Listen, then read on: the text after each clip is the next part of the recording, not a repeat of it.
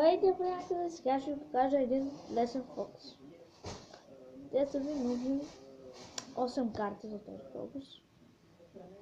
Които 8 няма значение какви. Но леко разбъркване само. Например, зрители си, тъй като няма зрител, се изтегля, да кажем, тази. Аз ще трябва да я видя, да не опитам. Пика Туз. Слагам я най. И почвам така. Почваме да бъркам. Нали беше надолу и бърках. Сега тя се появи надолу.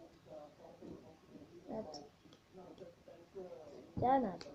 Сега ще ви покажа как става.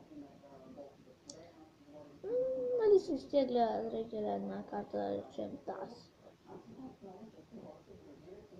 И я слага най-долу. И я слага най-долу. И с пръста си предърпача картите. Ай така. Още тега най-долу.